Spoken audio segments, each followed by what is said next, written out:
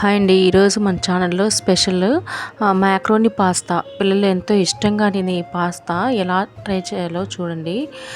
First నేను మ్యాక్రోని pasta తీసుకున్నాను. నెక్స్ట్ ఒక బౌల్ తీసుకొని 2 గ్లాసెస్ వాటర్ వేసుకున్నాను.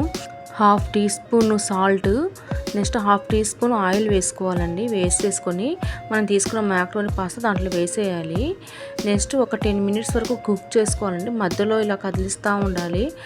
పాస్తా కొంచెం మెత్తగా అయ్యే వరకు చేయాలి. మెత్తగా అయ్యాక ఇలా వాటర్ లేకుండా సపరేట్ చేసేయాలండి.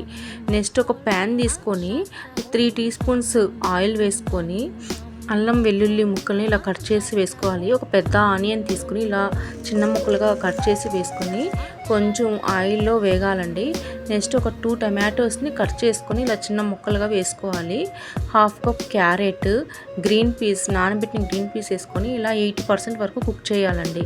చూడండి 80% అయ్యాక నేను టమాటో సాస్ తీసుకున్నాను. హాఫ్ టీ స్పూన్స్ అవైలబుల్ ఉంటే తీసుకోండి, లేకపోతే టమాటో ఎక్కువ వేయండి సరిపోతుంది. గ్రీన్ చిల్లీ సాస్ కూడా హాఫ్ టీ స్పూన్ తీసుకున్నాను.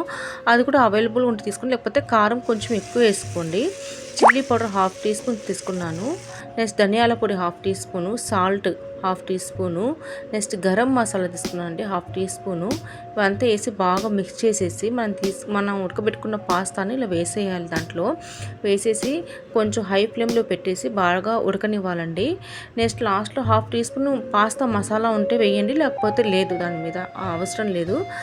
నెక్స్ట్ దాని మీద కొత్తిమీర వేసుకొని స్టవ్ ఆఫ్ చేసేయాలండి. చూడండి పిల్లలు కూడా చాలా పిల్లలు పెద్దలు అంతా ఇష్టంగా తింటారు. మీకు ఇలాంటి వీడియోస్ నచ్చినట్లయితే నా ఛానల్ని సబ్స్క్రైబ్ చేసుకొని లైక్ చేయండి. Thank you.